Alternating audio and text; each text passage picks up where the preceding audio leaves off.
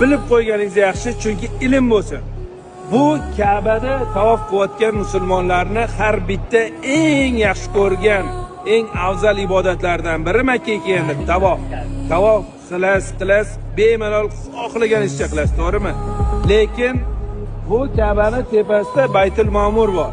Baytul Ma'murda har bitta farishta bir marta umri davomida kira olar ekan.